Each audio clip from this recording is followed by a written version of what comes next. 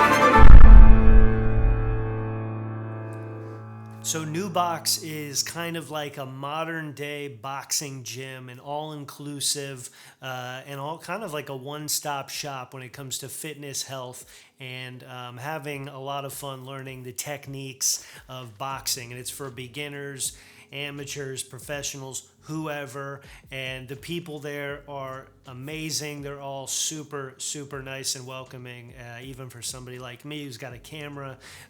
Surprisingly, everybody was pretty excited to be a part of this project because I think it really sheds light on, just being healthy, being in a community of people. But when it came to planning and talking through the production and creatively, visually, what the final product needed to look like, or what the ideas were from the client, and my visual sense when it comes to approaching different types of projects. And this was a good one because, in a sense, they were looking for something that was sort of raw and organic and not scripted or set up or anything like that. And so that's what we did. We shot in both of their locations and covered multiple classes, different sparring sessions, personal training sessions, and then we took it outside and we shot on Capitol Hill, right in front of the Capitol here in Washington, D.C., and then we shot some out on 14th Street in U,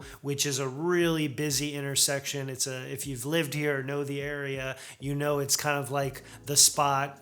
There's always a lot of people around, and it has it's got a downtown gritty feel, separate from the Capitol, which, you have the Capitol building behind you. Most people are thinking of politics. But if you live here, it's a great backdrop and it works. And the weather sort of played into the factor of, the look and feel, which was a good thing. It had been raining and it was kind of drizzly. So we had that dark, overcast feel.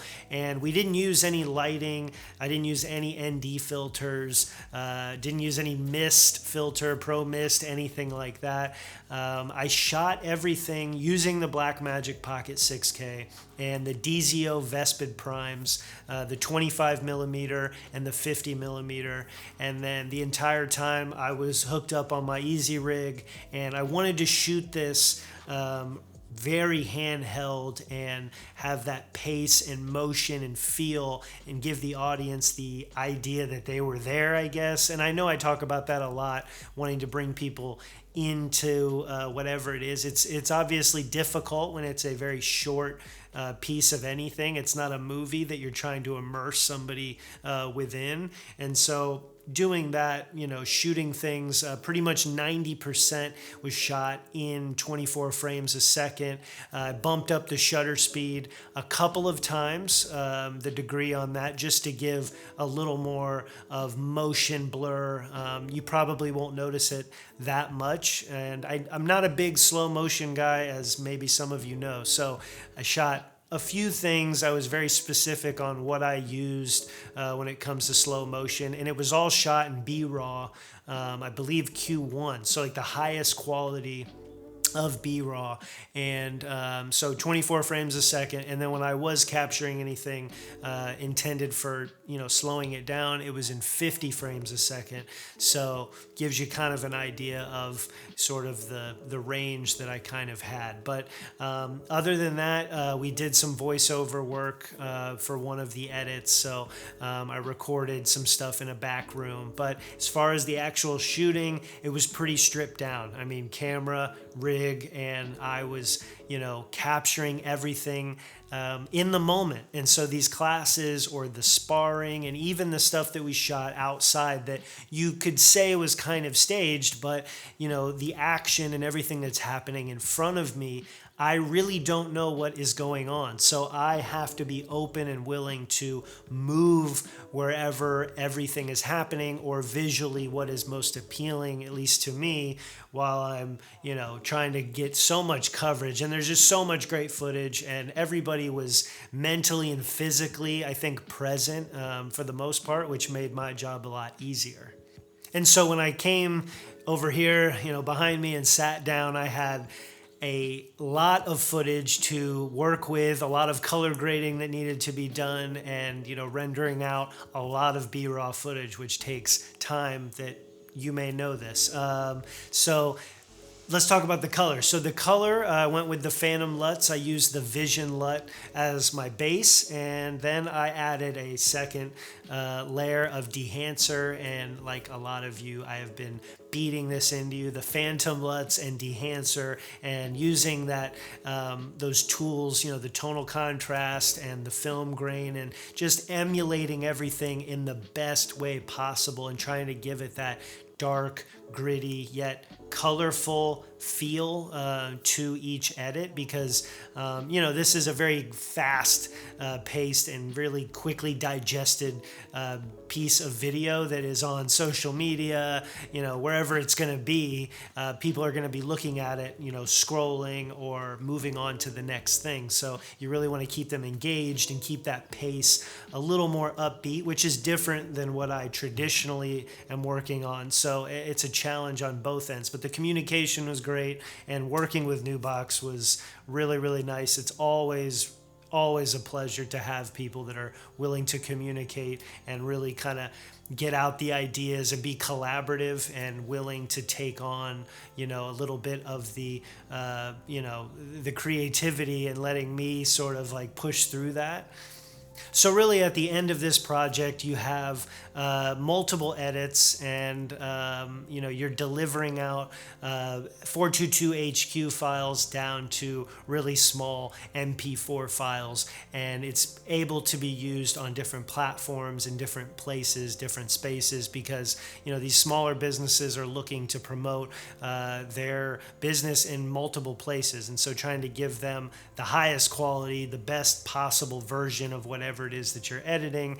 And when you have so much footage to work with, you can produce multiple edits, and it can kind of keep feeling fresh, especially for me. When you're seeing the same stuff over and over, it can get repetitive.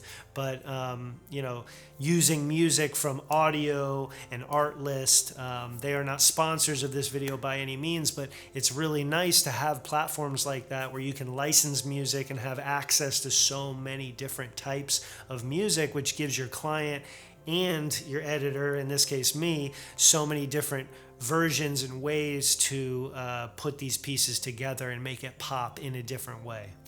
So if you have any questions, if I didn't mention something, or you're concerned about something, or you have a question on any piece of whatever, drop it down below. If you're new to the channel, consider subscribing, hit the like button. I have a Patreon with an exclusive podcast called Honestly, I don't know. And it's a raw, unfiltered, bi-weekly podcast with me talking about a lot of stuff other than filmmaking, and I think it's pretty interesting. So go check that out. It supports me. It supports YouTube, which, me, YouTube as in me, this channel, and making content like this. So yeah, that's really it. Go create something, be safe, and see you in the next one.